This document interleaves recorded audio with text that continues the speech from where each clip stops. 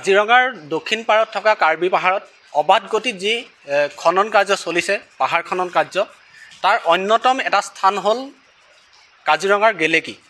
সেই গেলেকী অঞ্চলতো আমি দেখিলোঁ যে এতিয়া তাত ডাম্পাৰ জেচিপিৰেদি তেওঁলোকে পাহাৰ খনন কাৰ্য আৰম্ভ কৰি আছে বা পাহাৰ খনন কাৰ্য তাত চলি আছে। গতিকে এই গোটেই কথা বতৰাবিলাকে কাজিৰঙাৰ জৈৱ বৈচিত্ৰ্যৰ ওপৰত এটা ভাবুকি যিহেতু সৃষ্টি কৰিব এই পাহাৰ খননে, যিহেতু কাজিৰঙা ৰাষ্ট্ৰীয় উদ্যানৰ জীৱ জন্তুবিলাক বানপানীৰ সময়ত কাৰ্বি আংলঙৰ সেই পাহাৰবিলাকতে আশ্ৰয়স্থল হিচাপে তেওঁলোকে ব্যৱহৃত হয়। গতিকে জীৱকুলৰ প্ৰতি যাতে কোনো ধৰণৰ ভাবুকি নাহে, ভাবুকিৰ সৃষ্টি নহয়, বা তাত থকা যিবিলাক জীৱকুল, হাতীকে ধৰি পেলাই অন্যান্য যিবিলাক জীৱকুল, তাৰ প্ৰতি যাতে ভাবুকি নাহে, তাৰ বাবে সময় থাকোঁতেই আচলতে অসম চৰকাৰে ব্যৱস্থা গ্ৰহণ কৰা ভাল।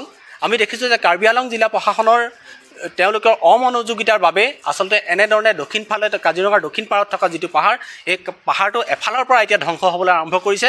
আমি অসম চৰকাৰৰ মন্ত্ৰী মহোদয়, মুখ্যমন্ত্ৰী মহোদয়ক, বন মন্ত্ৰী মহোদয়ক আমি দাবী উত্থাপন কৰিব খুজিছোঁ যে আপোনালোকে এই পাহাৰ কটা কাৰ্যবিলাক অনতিপলমে এই কাজিৰঙাৰ আশে পাশে বন্ধ কৰক আৰু ইয়াত থকা জীৱ জন্তুবিলাকৰ নিৰাপত্তা আপোনালোকে সুনিশ্চিত কৰাৰ ক্ষেত্ৰত মনোনিৱেশ কৰক।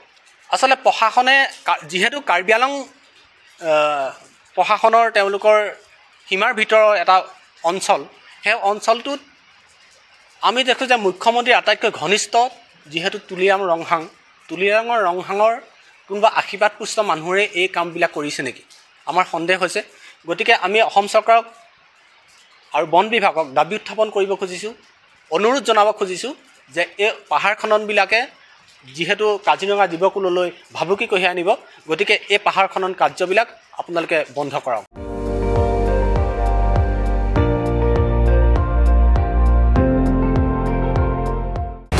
আপুনি চাই আছে ND24, সৰ্বশ্ৰেষ্ঠ নহয়, সৰ্বোত্তমৰ দৌৰ।